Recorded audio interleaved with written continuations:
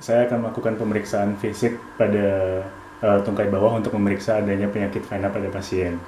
Yang pertama adalah kita melakukan inspeksi. Untuk inspeksi yang pertama adalah melihat adanya edema atau pembengkakan pada tungkai pasien. Dilihat di sini bahwa pada kedua tungkai pasien tidak ada edema atau pembengkakan. Lalu yang kedua adalah pemeriksaan apakah adanya perubahan warna atau hiperemis pada tungkai pasien. Dilihat bahwa tidak ada perubahan warna atau hiperemis pada kedua tungkai pasien.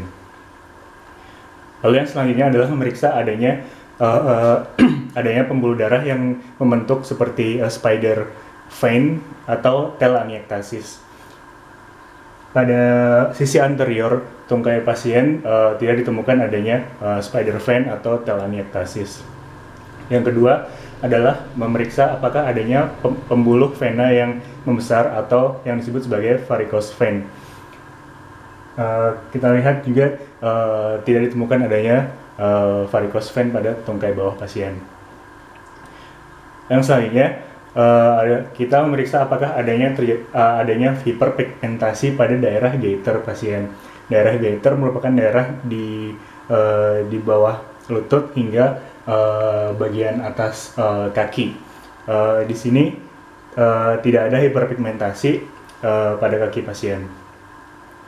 Lalu yang selanjutnya melihat apakah adanya lipodermatosklerosis pada pasien. Pada daerah gaiter juga tidak ditemukan adanya lipodermatosklerosis. Lalu pemeriksaan yang terakhir pada sisi anterior ke tungkai pasien adalah mencari adanya ulkus atau luka pada kaki pasien. Di pemeriksaan yang ini juga tidak ditemukan adanya ulcer atau ulkus pada kaki pasien. Selanjutnya saya akan melakukan inspeksi dari arah posterior tungkai pasien. Yang pertama adalah melihat distribusi vena. Karena di bagian anterior tadi tidak terlihat adanya vena varicose, maka di bagian posterior di sini juga tidak ada gambaran varicose vein. Bisa dilihat ini ada distribusi vena dari vena vena magna dan vena vena parva. Yang selanjutnya memeriksa adanya spider vein atau telangiectasis. Karena di bagian anterior tadi tidak ada spider vein, di bagian posterior juga tidak terlihat adanya gambaran spider vein pada kedua tungkai. Baik, selanjutnya saya akan melakukan pemeriksaan fisik dengan metode palpasi. Pemeriksaan fisik ini dilakukan dengan pasien dalam kondisi telentang. Yang pertama, saya akan memeriksa apakah adanya perbedaan suhu antara tungkai kanan dan tungkai kiri. Pemeriksaan suhu dilakukan mulai dari bagian distal ke proksimal, dari kaki ke tungkai. Kita lakukan pemeriksaan dengan menggunakan punggung tangan. Periksakan pada kaki yang satunya.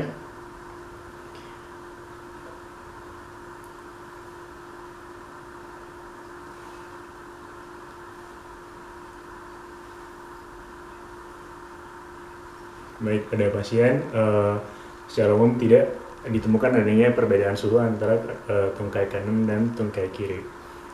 Pemeriksaan fisik yang selanjutnya adalah melihat adanya edema atau lebih spesifik yaitu pitting edema. Edema yang pada saat ditekan akan menimbulkan bekas dengan cara ditekan seperti ini.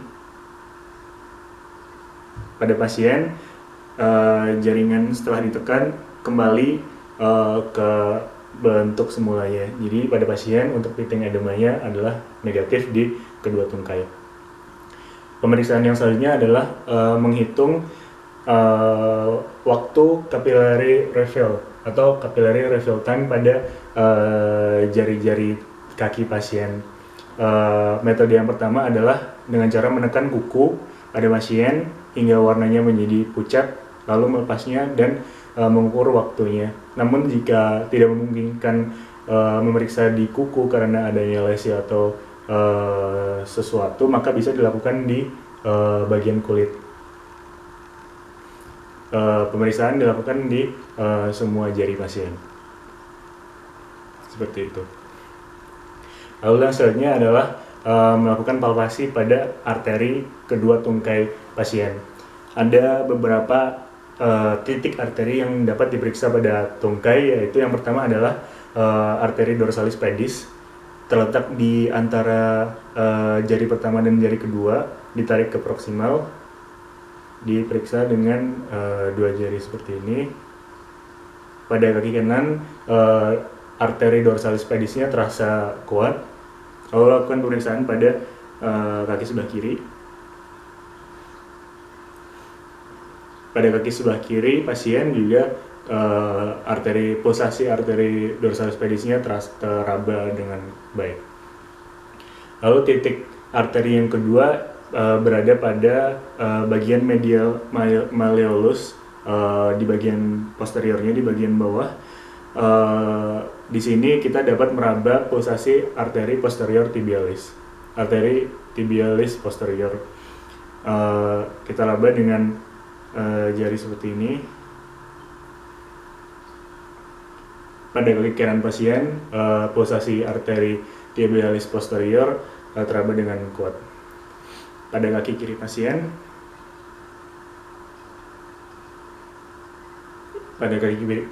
juga pulsasinya teraba dengan kuat. Arteri selanjutnya yang dapat diperiksa pada tungkai pasien yaitu arteri popliteal yang berada di bagian posterior dari genu, diperiksa dalam kondisi kaki tungkai fleksi. Lalu dipalpasi dengan semua jari.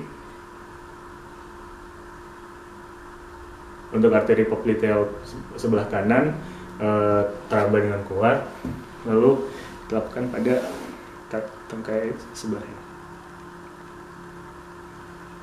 Pada tungkai sebelah kiri juga teraba dengan baik.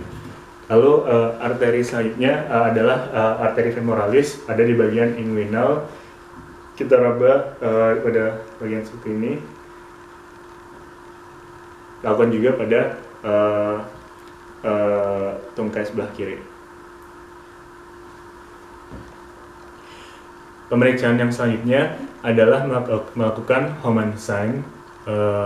Pemeriksaan Homan sign dilakukan jika dicurigai adanya deep vein thrombosis. Dilakukan dengan cara menekan lutut seperti ini dan mendorsofleksikan kaki pasien. Jika pasien mengeluhkan adanya nyeri di bagian kororis, maka Homan sign-nya positif. Lakukan juga pada tungkai sebelah kiri seperti ini. Baik. Pemeriksaan yang selanjutnya adalah Brody Vandenberg test.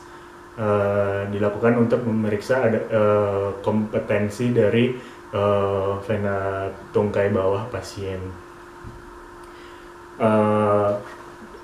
Tekniknya adalah menggunakan tourniquet yang dipasang pada vena vena magna di tungkai pasien bagian proksimal. Kita dapat meminta bantu asisten untuk mengangkat kaki pasien seperti ini, lalu dipasang tourniquetnya.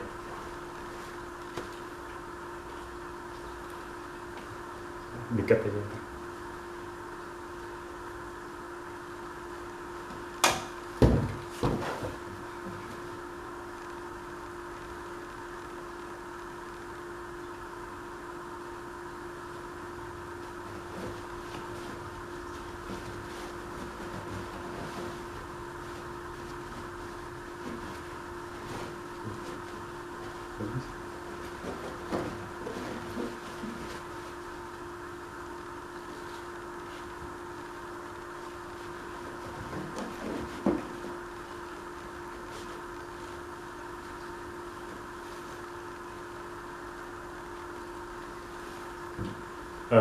Setelah tourniquet terpasang, kita meminta pasien untuk berdiri. Setelah meminta pasien untuk berdiri, maka kita lakukan inspeksi kembali pada vena tungkai pasien, melihat apakah adanya pengisian vena sebelum tourniquet dilepas. dan itu mengindikasikan adanya inkompetensi dari katup-katup yang ada di vena pasien. Lalu kita lepas turniketnya.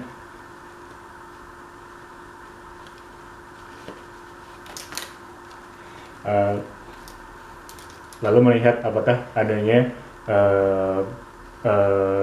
pengisian vena